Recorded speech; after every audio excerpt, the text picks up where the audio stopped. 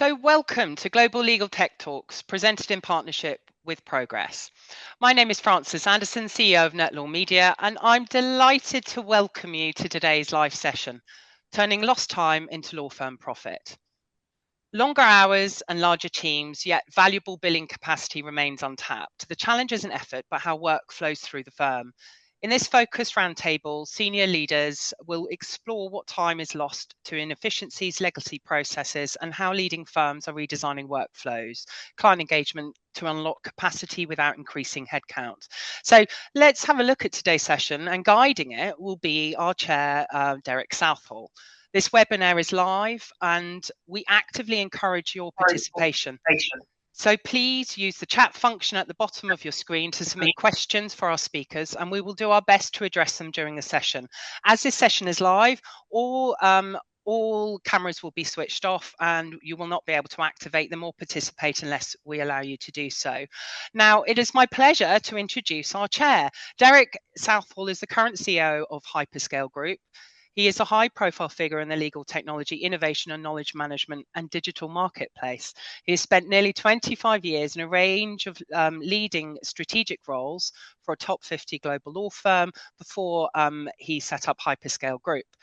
In addition, Derek chairs the Legal IT Innovators Group, which has 85 or so of the top 100 law firms as members, representing 90,000 users. Is that, I'm hoping you'll be able to clarify that one, Derek, and a 20 billion turnover. So please join me in welcoming Derek. It's over to you. Thanks very much, Francis. And you've done me proud on the introduction, so we won't dwell too much on that. I run a business called Hyperscale Group. I've spent about 35 years, if you like, in law, trying to focus on the subject we're going to talk about today, which is really, how we become more efficient in today's age. How can we optimize what we're doing, and how can we not waste time in what is an era of increased velocity and volatility. So I've got a brilliant panel with me, and I'm going to get them to introduce themselves in a moment. Just to paint a quick picture about what we're going to do. Everyone's going to introduce themselves. I'm then going to ask the panel really for their views on the headline problem, where they see the issues. We're then going to move on to a whole range of questions. We are inviting questions from the audience as well. If you could put those into chat, we're going to try and pick those up as we go along.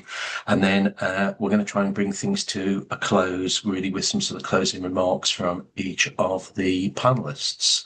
So hopefully this is going to be a really good session, and it's something that I think I and many people are really interested in. It is the holy grail, how we drive efficiency within law firms. So perhaps if I could move over to sort of the panel and brief introductions, Lindsay and Emmett, please. Lindsay. Thank you so much. Pleasure to be on the panel today. So I'm Lindsay Penman. I'm a partner at Daily Piper. I head up our UK technology sector, so I'm working regularly and engaging with technology clients. And part of that has inspired me to get involved probably in every pilot that Daily Piper has had running, tried to embed different tech solutions over the year to make us more efficient. So delighted to be speaking on that topic today. Fantastic. Emmett? Perfect. Thank you. Hey, everybody. Thanks for being on the panel. So I'm Emmett Murphy. I'm one of the principal sales or solution engineers within Progress Sharefile. So helping kind of a lot of legal companies out with specific kind of product that may help them in this kind of exchange. So happy to be here and happy to help out and talk about this topic in more detail. Fantastic. Okay, so I mean, let's just kick off with Lindsay. What do you think the problem is? It's almost like what are the biggest problems in driving efficiency in a law firm? Yeah, I think it's interesting. So I made partner sort of 3 years ago, and so therefore I've changed from being a number to someone who's driving the business and looks at stats of other individuals. And I think it's not necessarily a utilization problem all the time, or that we're not being efficient in our day job. I'm sure there's pockets of that. But for me, at a bigger picture level, it's actually just a lack of visibility. So there's a lot of indicators that we don't necessarily see where people are spending time dealing with IT issues, or there's version control issues with things going across the different fee earners that are working on it and then the partner that's reviewing it. There's often a lot of informal rework, I would say. So when you're supervising someone and you're taking the time to go through that, that time is probably not automatically captured and feeding through.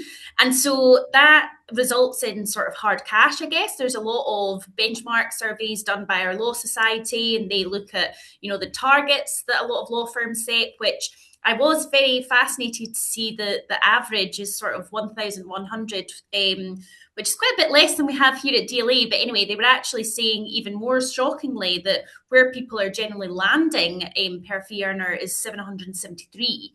And again, they were saying some of that's due to maybe write-off and budget overruns, but actually it's probably much more due to that quiet absorption, which isn't just making its way through to being finally recorded. So that 773 hours is the average, if you like, in terms of achieved in actual billings, basically across the market. Exactly. Yeah, interesting. And so it's the law society in the UK, so you have to look at different jurisdictions. Yeah. Emmett, you will work with a whole range of law firms, so you'll be a good sort of barometer of what the big ticket issues are. But where do you see this problem coming from mainly? Yeah, so it's definitely not coming from a lack of hard work. That's for sure. A lot of people are putting a lot of hours into it. Where we can generally see it, and when we're hearing feedback from customers, is the kind of gaps between systems. It's from collecting that data to what you're going to do with that data, emailing back and forth, either internally or externally, and then that kind of approvals and the next steps and full sign off is where it creates that gap of invisible inefficiencies that we can see. So the likes of kind of, if you were to automate that and kind of get that client workflow a little bit more seamless, that's where it's going to take a lot of from the initial intake all the way through to sign off. You'll just close some of those gaps a little bit, and that's where kind of a little difference makes a massive change in the overall.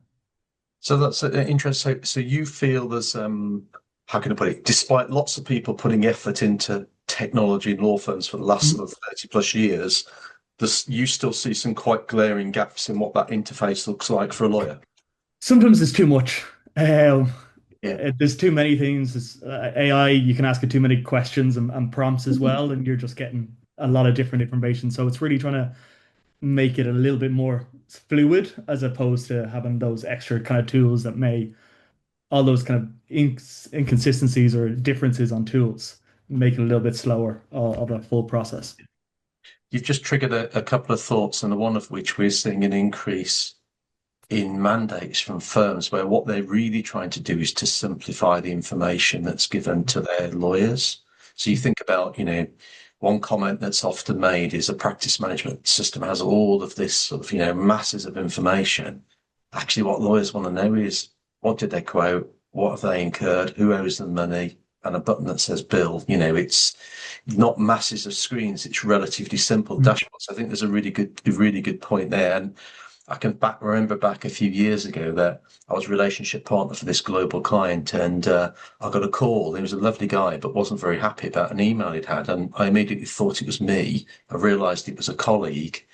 And I looked at my screen and I thought, given all the millions invested in LegalTech, I could get at this email, but it's like 30 clicks away.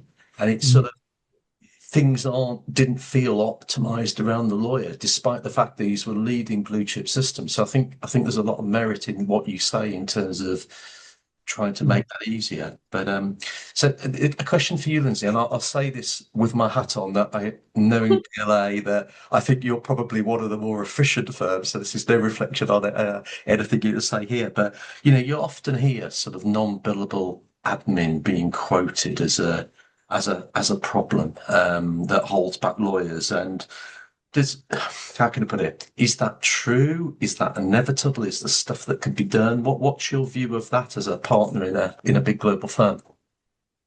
Yeah, definitely. I think the introduction of e-billing, which was designed to make things easier, and of course I am speaking from the private practice side of things, those who are on the client-facing side would say differently, but we spend so much more time now trying to track through, whether we've exceeded the capped fee estimate, and also just aligning narratives to how the general counsel wants it, which of course differs client to client.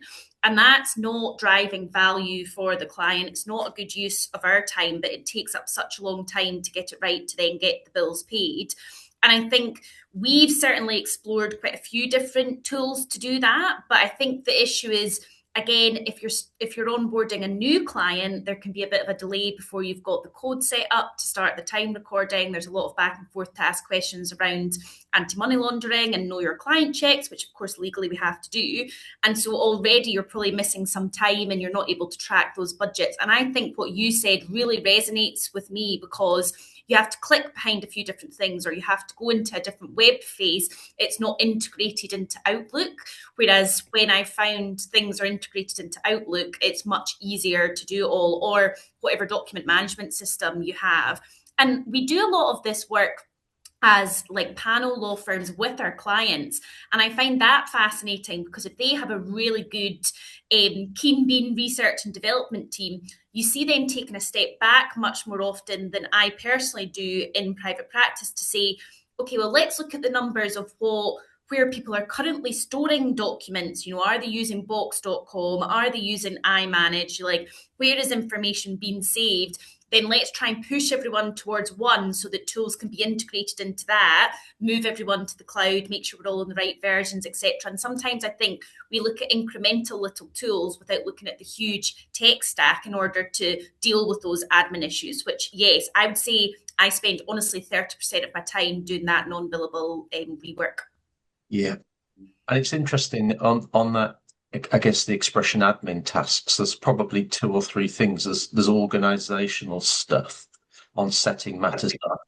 There's firm things, but then there's a whole range of compliance tasks, aren't there? I mean, I have another hat. I co-founded a compliance education business for professional services, so we hear it all. But we're hearing this massive complaint really from many clients where they just feel the burden of compliance has gone far, the regulators, what they're requiring is for good reason, but actually is perhaps disproportionate, the amount of effort and actually the sheer time taken to simply open a file for what should be a low risk client.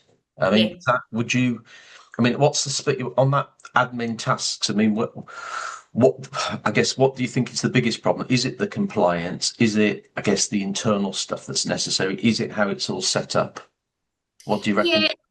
Yeah. So particularly if we are doing work for a client that was maybe generated out of the US side of the business, who have a different approach to the compliance checks, that can be very admin heavy, because you've got to go back and we have a certain way of answering questions, and it might be a brand new client to us.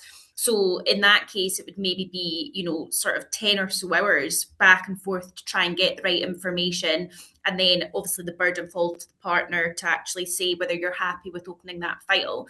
But I would say more generally, it's definitely on the billing side of things and making sure that what is going forward to the client is something that they would be prepared to accept and that it's in line with, because, some clients aren't prepared to pay for time spent on research, and that will be set out in their Office General Counsel codes. But you have to therefore be very familiar with that different client before the bill comes over. So I would say that's the bulk of my time, is making sure that that's all correct. And it's obviously an after the facts often, rather than something which I've always felt we should be able to code in at the start of each matter, that actually is for this client, this is what they require, let's make sure it's automatically being done each day, rather than, at the end of each month, or whenever you bill, you've got to retrospectively try and fit things. Yeah. Which is the opposite of what I advise my clients, because I am a regulatory lawyer, so I always say privacy by design, get it right at the start, rather than trying to retrofit it. But we don't do that ourselves sometimes. It's just a reflection really of how the market has become much more complex over the years, and having to deal with that complexity across multiple clients and multiple jurisdictions in firms with different structures. It's sort of, it'd be great to say we're going to do this once in one way, but this is the reality. There's so many nuances in what you have to do. I mean, if we were to set this out, sorry, if we were to sort of put our hats on about trying to solve this problem, and so let's imagine we said, right, this area of work here or this business process, we really want to optimize, we really want to make it as great as it could be. I guess where would you start with this? Would it be I don't know, would it be the client experience? Would it be the fee earner experience? Would you look at data? I mean, I'm probably going to ask Emmett first, and be warned, Emmett, I'm going to get Lindsay to mark your homework on this. Okay, so no pressure. Yeah, now I feel very, very pressured on this. I think it very much depends on where you are in that process already. If you're starting from scratch, Sharefellows, our side, we've gone very heavy onto client side. Client experience is our go-to, and that's specifically for the people that are using our product, but their clients as well. I'm with you. Yeah. So two levels of client experience, as it were. Exactly. Yeah. So who's using ourselves and who bought it, and then their clients as well. And that's our goal, is making sure that their clients are valued and appreciated.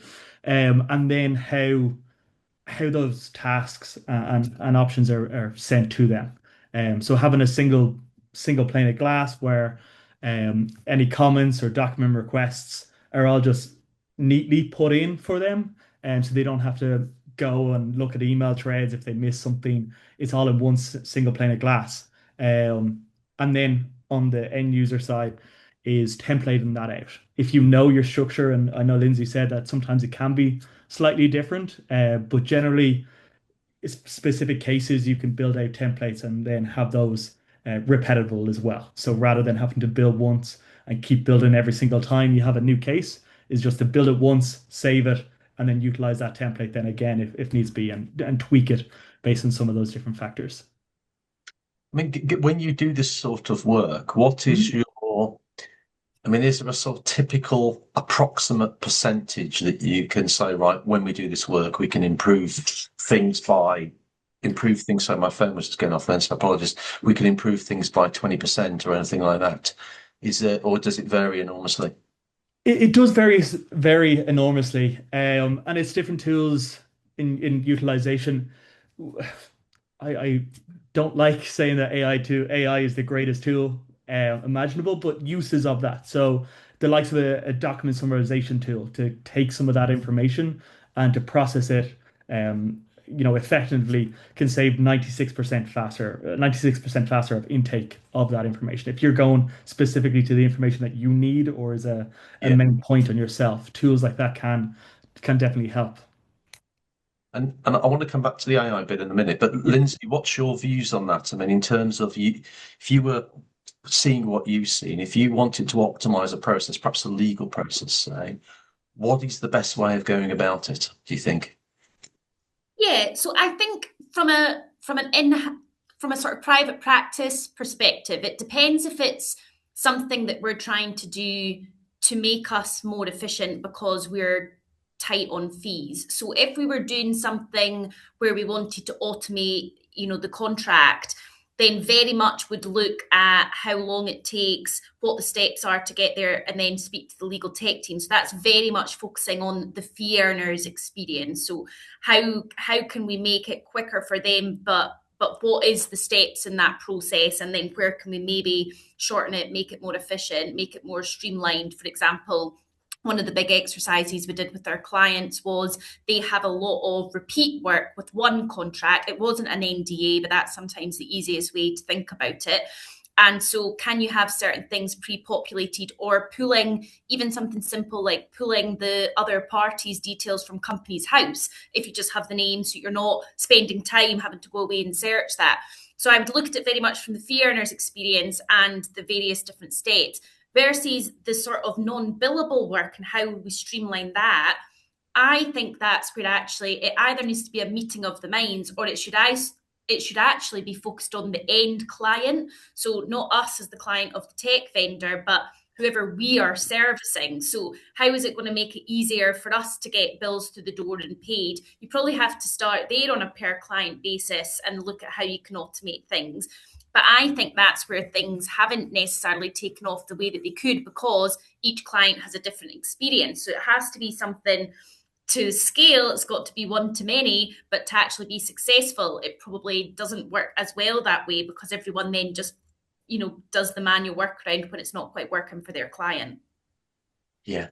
I've always been staggered when you've looked at law firms where huge amounts of effort goes into improving efficiency within the organization, but not cross-organizationally with a client. Yes. A simple example would be, like if a firm does some property work or a whole load of property work, and then they have data of a summary of the deal, they don't export that data over into a client's property management system, and they don't receive those instructions.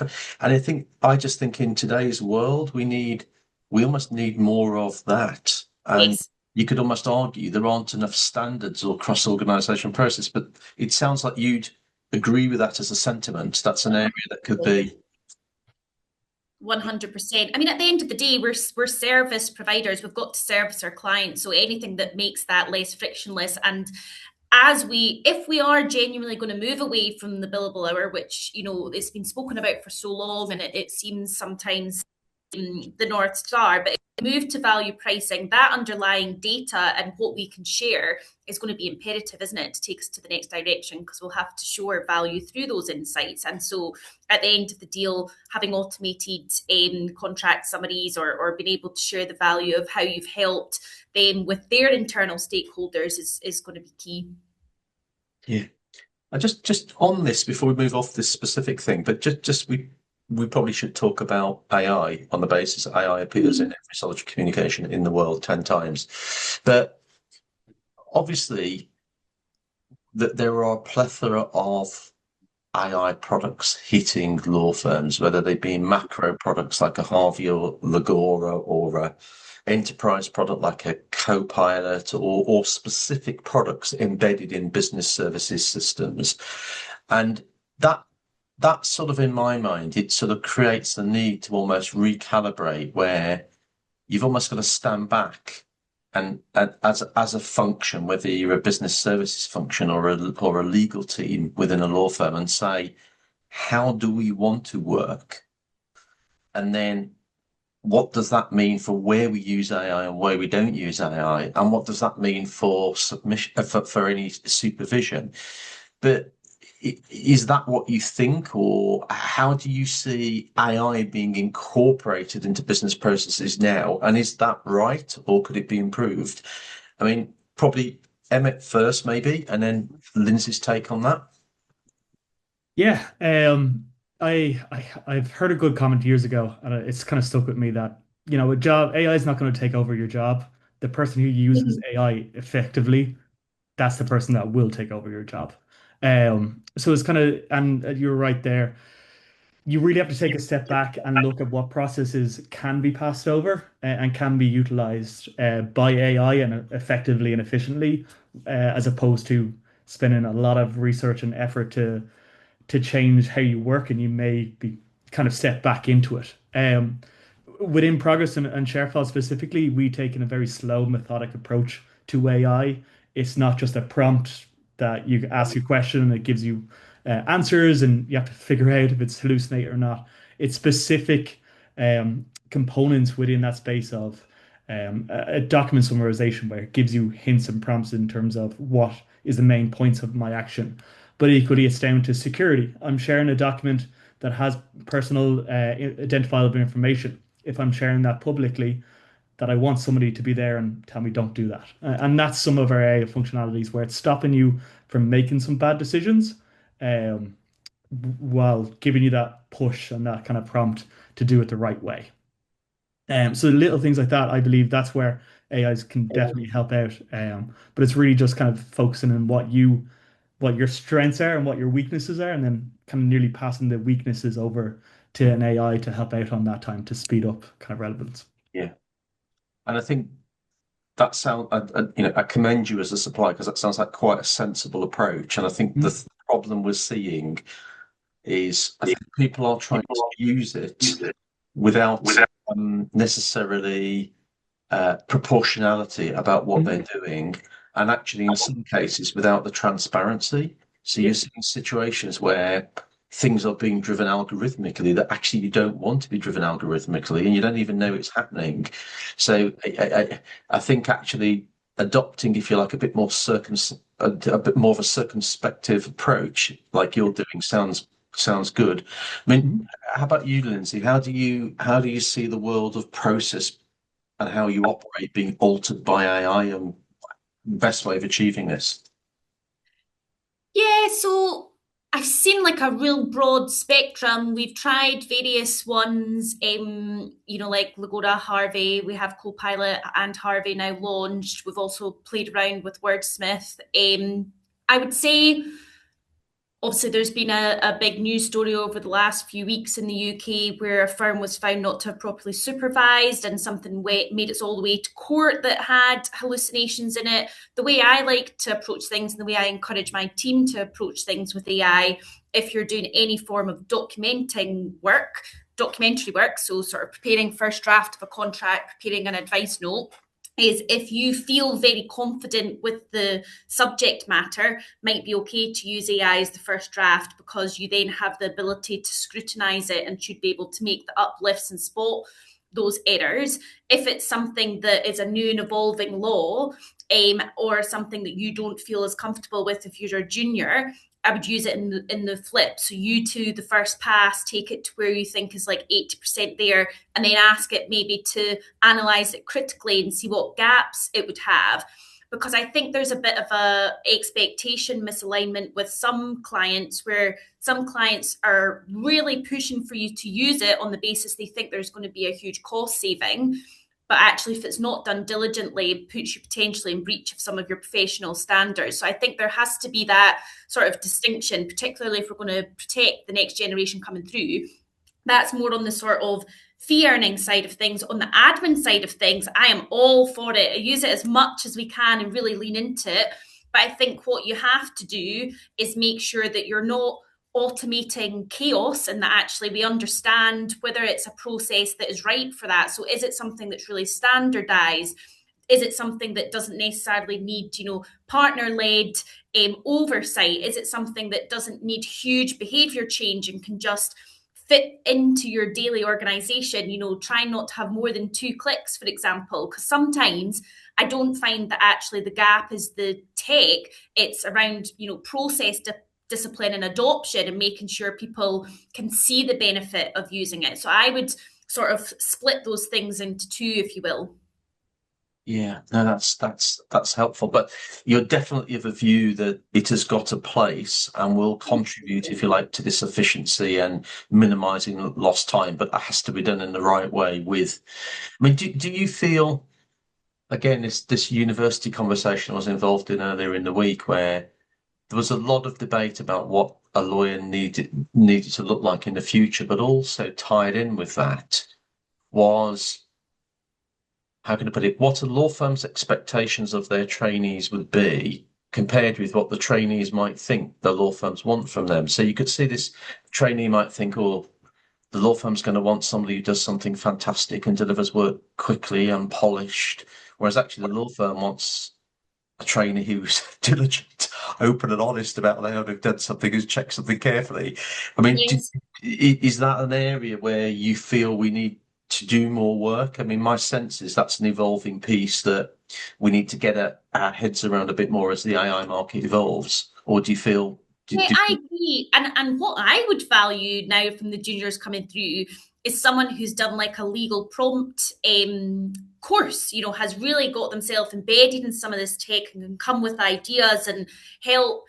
I personally trained and learned where you were still printing things off and sitting scanning and checking for edits and stuff, and now you've got PDF compare software that's done in like 2 seconds. And likewise, we weren't very heavy on like PowerPoints. A lot of things were very much, you would do the document, you'd have a call to talk through, you would document the instruction. Everything moves so much quicker now. And a lot of the work we do is directly facing in with the C-suite and senior stakeholders, who sometimes give you 15 minutes to present the top issues. So that's got to be visual. And that's not quite where my brain works. But if I have a team who have that expertise, that's absolutely amazing. And I think some of the AI tools out there are excellent if you've got a closed infrastructure.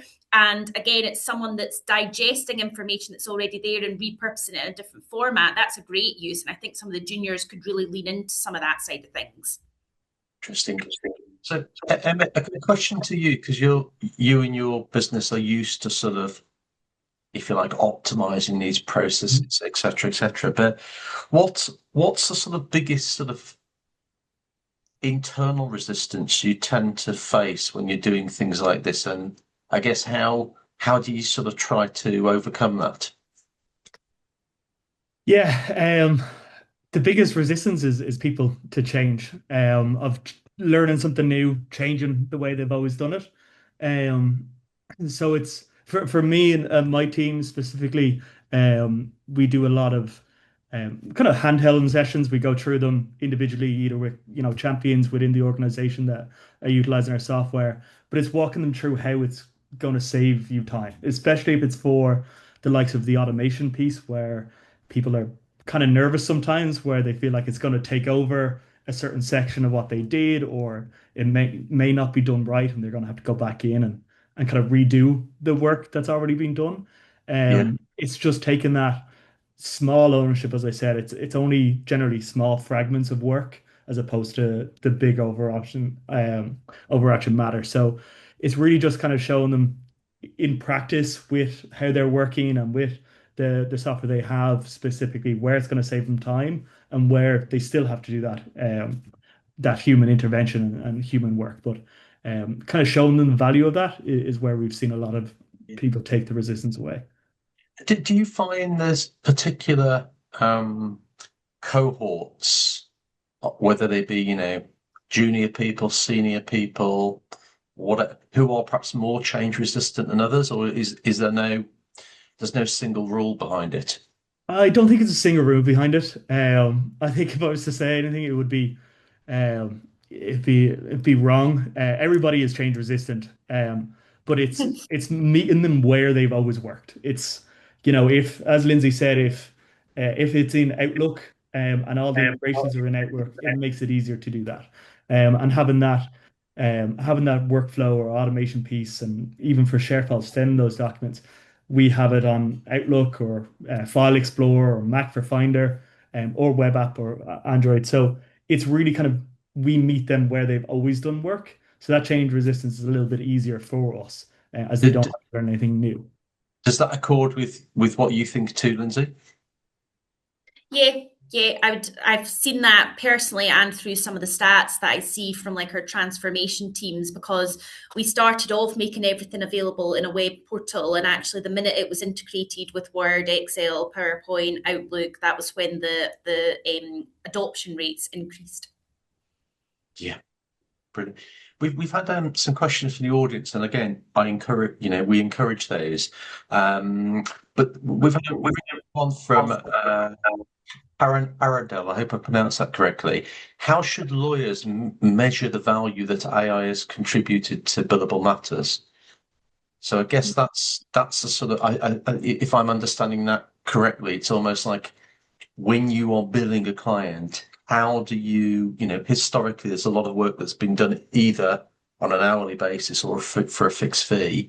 When you start moving to the world of AI, how does that get translated in what you bill the client and the discussions you have?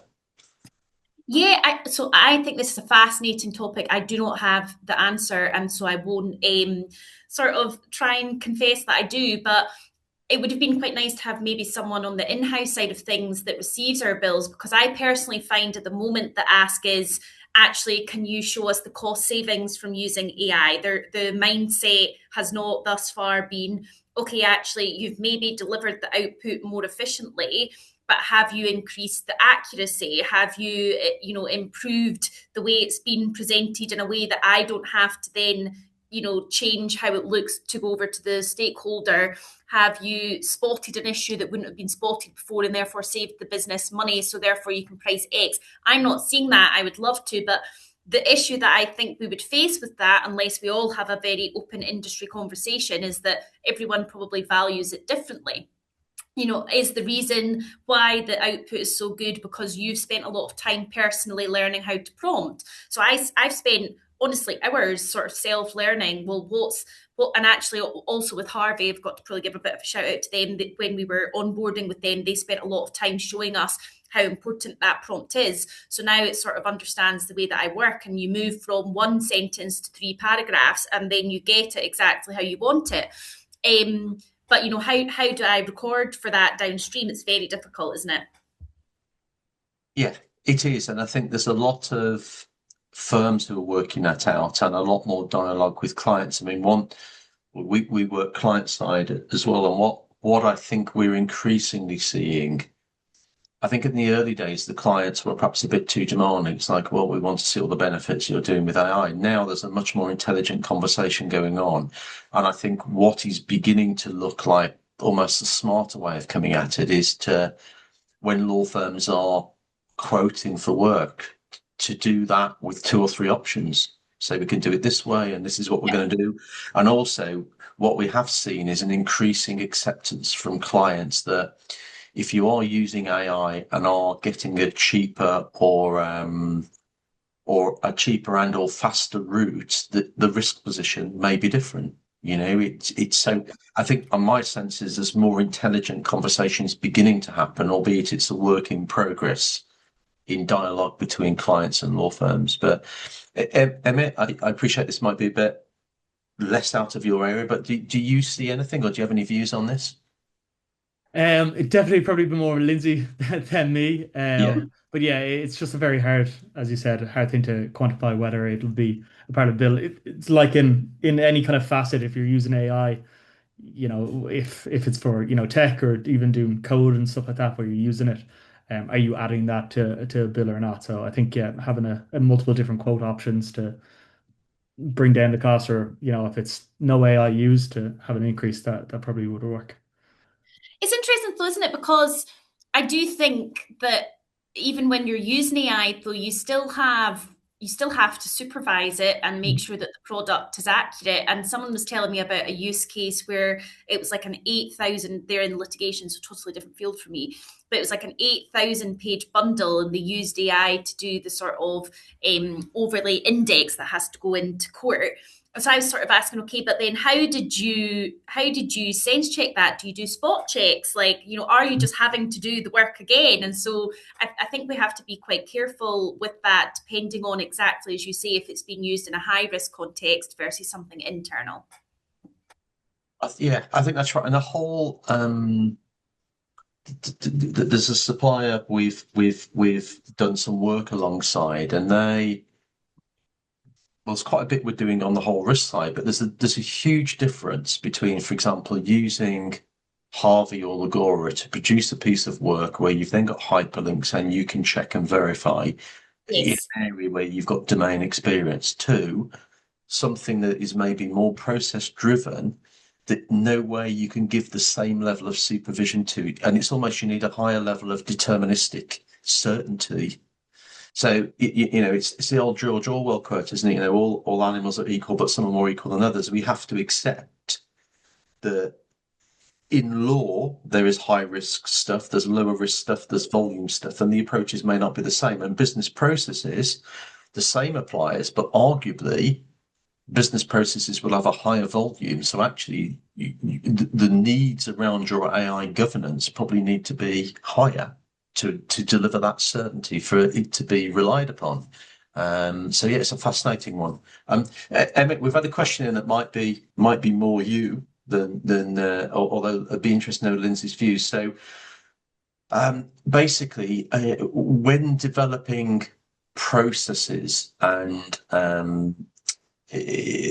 someone has highlighted the problem that you get the process developed and mapped, etc., but then what happens, and you put some time in communicating, but what then happens is basically that you'll get lawyers and others just not complying with the process and basically doing their own thing. I mean, it's tackling the behavioral side of things. Mm-hmm. And if you like, really, once you've done this great work in trying to embed that, Any sort of tips for us or for the audience on that? Yeah, it's something we come across quite a lot, and it's specifically even, IT sprawl is very common where you put something in and you do all the work, but somebody else is using a completely different tool you've never heard of, or it's been approved. It's very, as I said, it's meeting people where they've always worked. If you're trying to bring in a full process that's completely new and it's something that everybody has to learn, that's going to be a blocker straight away. As Lindsay said, utilizing if something can integrate with Word or Excel or PowerPoint as well as your Outlook, you're going to get a lot more value out of that. And then having some granular controls that kind of force a user to create those or to be compliant with that, where they can't do a different way, where it's kind of blocking you from sharing, say, through a Gmail device as opposed to your actual Outlook, and kind of enforcing those where it always, for ShareFile, we have documents that get attached to emails automatically. So it converts them to a ShareFile attachment, and with that, the admin has specific controls over who can access it, how they access, and for how long. And that can all be segmented to that end user, and enforced upon them. But it's that first part. If you're trying to figure out how or trying to tell them something completely new and use a brand new tool, there's going to be a lot more resistance to that, and they're going to try to find a different way in order to do that as opposed to integrating with what you already have. Yeah. Lindsay, any views on that? No, there was a really good book that I read that I wish I could remember exactly what it was called. It's something about like the tip of the iceberg, and it had penguins on it, and it was all around like the adoption culture and about how you deal with it at the start and picking like what they called the super. Well, it was both the super user, the person you knew was going to really get involved and then be a champion and bring people along, but actually also looking at the other end of the spectrum of the person who's least likely to pick it up and try and work out what would help them pick it up. And then, so almost like the polar opposite ends of the pole, the opposite ends of the spectrum, sorry. And I think that's such a big part of it, isn't it? That once people start seeing stats, so we've done that quite a lot at Daily. So we have regular check-ins still with Harvey. We also have regular sort of practice group sessions where people sell success stories, and you've really got to then think about, has this made me more efficient? Has this made me look at things from a different angle? Has this made me a better service provider because I take the time when I get the request in from the client to say, how do you want this presented? I have the insights on the law, but I'm using AI to help me sort of distill that in a business-friendly way, etc. And report on that. And the more people hear about it and are bombarded with it, the more people get FOMO.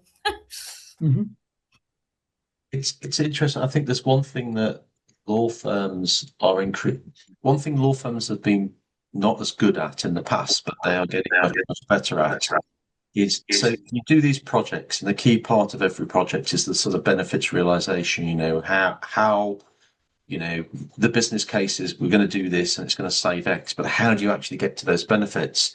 And I think historically firms have been good at having the business case, but quite bad at measuring have they actually got to the end of this. But the people who are going to drive that, I think firms have got much better at looking at who is responsible for what in projects. So a simple example would be, I think if you were implementing a product within a legal team that's, say, a legal work, don't name any projects here, that's, I don't know, a new process tool or something. At the end of the day, unless you've got the senior and most respected partners in that team beating the drum, going, this is how we're going to do it, this is how we're going to work, and demonstrating by their own behaviours, you don't stand much of a chance. You can have the best tool in the world and it just dies away. And I think it's a reflection really of how the law firm partner job, which was already demanding enough, actually is now getting more and more demanding. But actually, quite rightly, as a business leader in your area, part of your job is to sort of recast, recalibrate, lead that team in how they need to do work in that area, how you want it to be done, to minimize risks, to improve client service, to drive efficiency. I mean, do you have any views on that? I mean, is it, am I talking nonsense? I mean, that's the view I've sort of come to, that you've absolutely got to have some domain senior stakeholders really driving this, because if not, it's really hard. Yeah, 100%. And it's definitely been valuable throughout my career. So I've worked with partners who have been very innovative. And so we had a methodology called Ascendant, which used machine learning back in the days. So feels very basic now, but just like a sort of scoring methodology, if then, and spat out a report. And if you weren't using that, you had to justify why. So that was being set, the tone from the top. And we see that all the time. And actually, I see that when we're helping clients with AI governance, that is sort of when people are trying to put the operational processes in place, if they don't know where the organization is on the scale of sort of let's innovate and we'll deal with the consequences later versus we want to be very responsible and do incremental improvements. If you don't know where you are, based on the tone from the top, that has to be consistent across the key stakeholders, it's going to be very hard to actually make any progress because the people who are trying to do the processes and procedures around it will just get stuck. Interesting.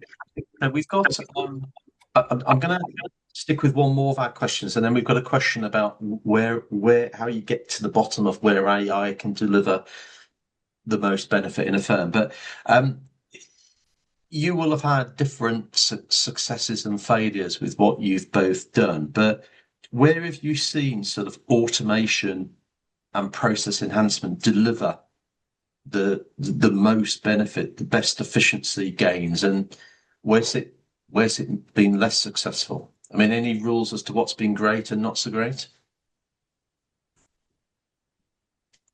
I mean, on my side, I think it was the example I gave earlier where we have like a client focused team. So a bunch of lawyers, which was partner, CR, like client relationship partner led right the way down to the trainee, who were doing a lot of work for one client on similar contracts. They were able to get data because all of the instructions came through a V-room. And so they were able to work out what's the most common contract we're looking at. What was the objective? Well, it was to get contract signature quicker. So really we worked together with them, like design thinking specialists, and sort of broke down the process and automated it based on sort of narrowing down the variables. And so we still use that process today, and we're always improving it to try and say, well, now can we automate a bit more the risk scoring profile so that we have the first draft is done much more efficiently and the time can now be spent on the strategic side of things, helping to shift the dial on commercial. So that's worked really well because it was client focused. It was very sort of bringing together the people with a legal mindset that were going to have to use the tool, plus the technology people who had the underlying data. So it was cross specialist, lots of different ages, and client led. Interesting. And any disasters you can spill the beans on? And that these, of course, will be at other firms other than DLA, but anything bad you've seen or something that's made you groan?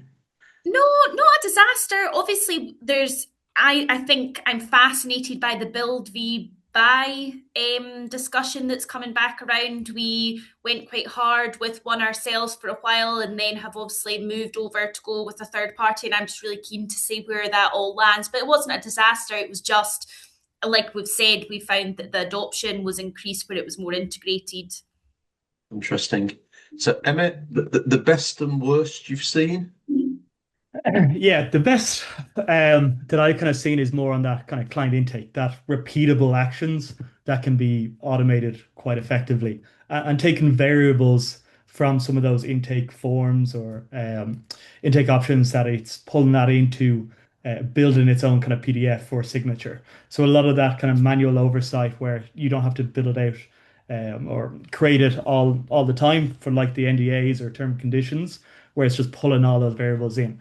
A lot of that You do is that, where we you see. do that within your product as Yes, well. it's all that can be done within ShareFile. So from that first stage of getting an end user to upload a document or custom forms that are built out and automate that process, send for signature and get it back in, and then for that then to kick off a task or kick off a specific case.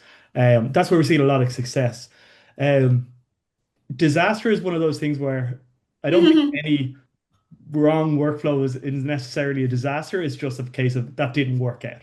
And where in that phase that didn't work out, if it was stuck when it's set for signature, and how can you adapt that and make it a little bit better?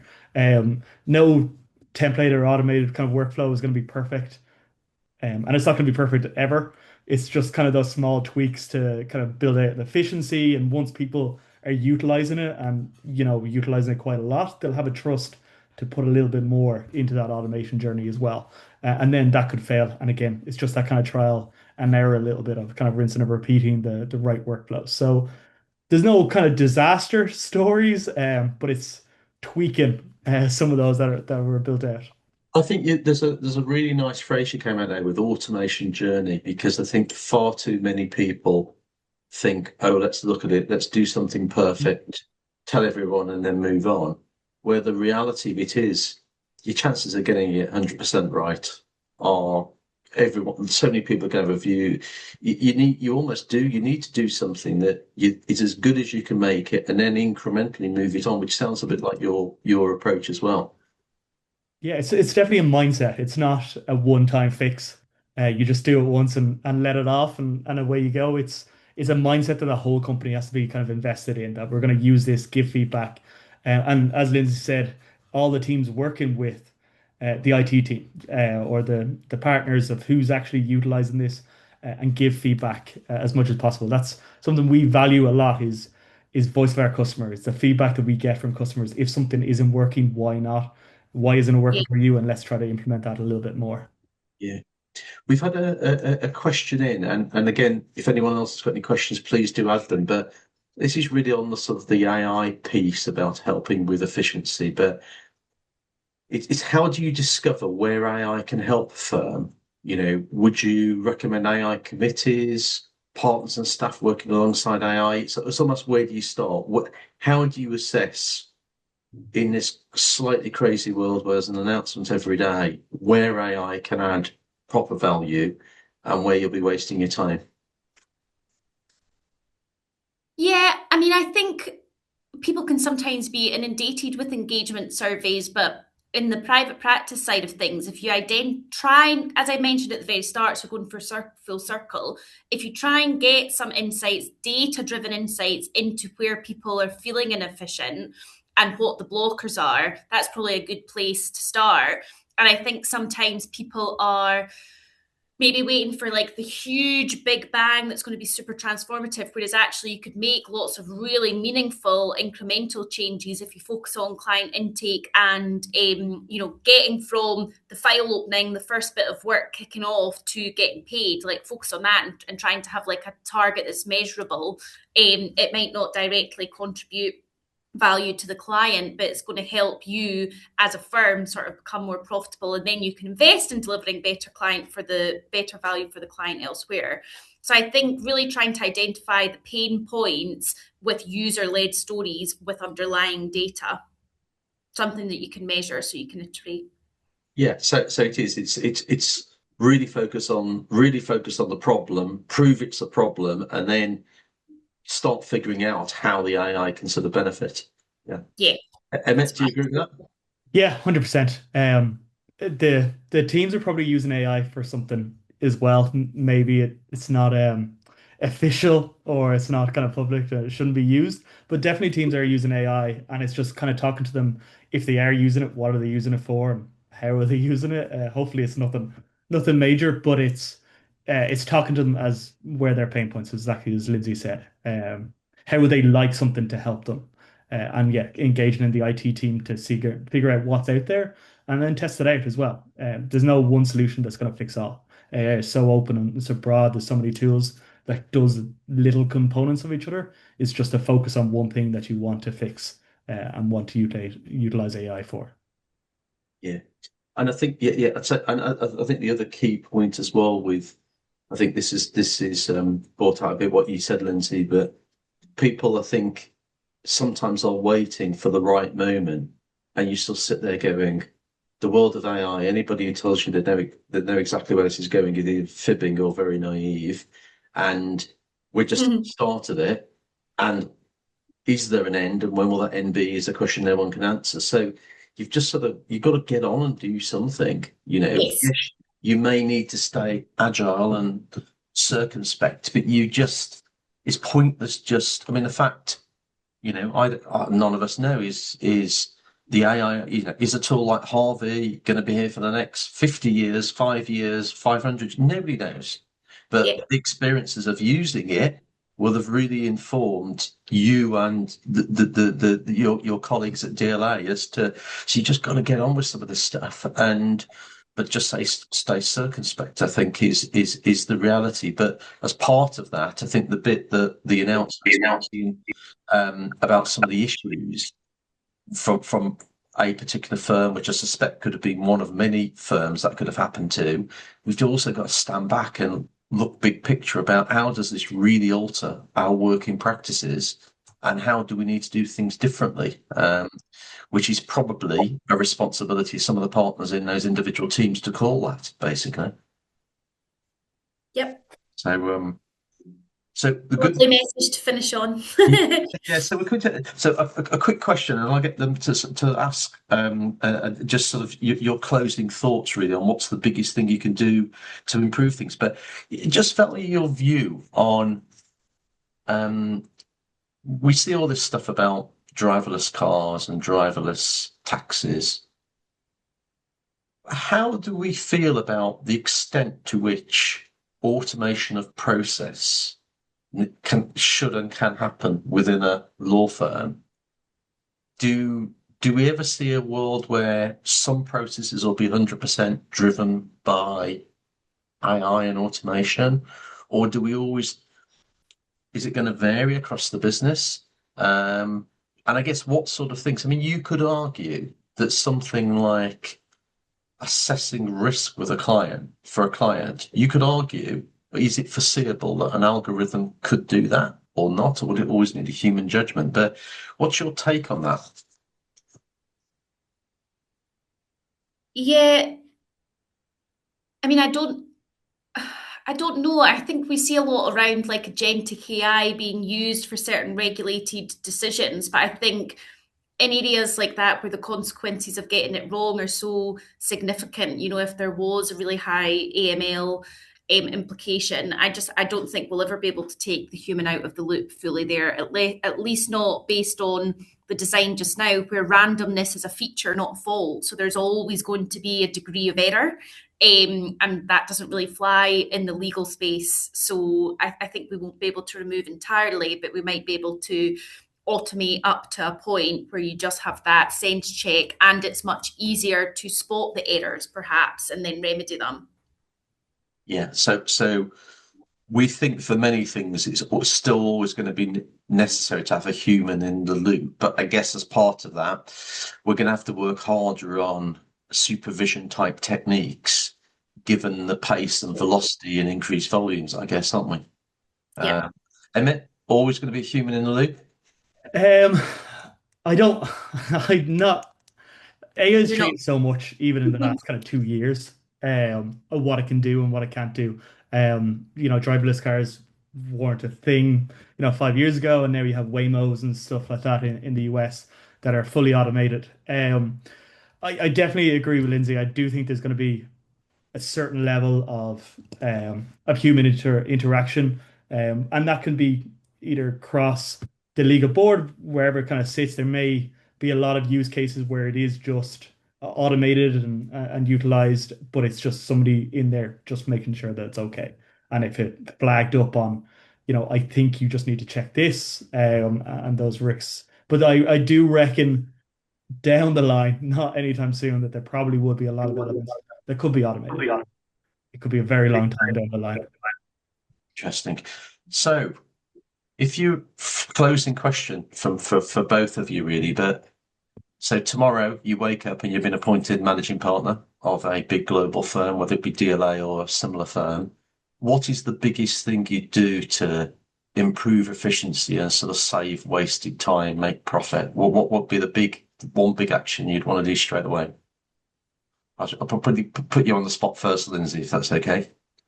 Yeah, so I think you need to identify where lawyers are doing non-legal work and then introduce a form of standardization to try and address the issue I was saying earlier, where you can't properly automate chaos, so you have to understand what's happening first. Interesting.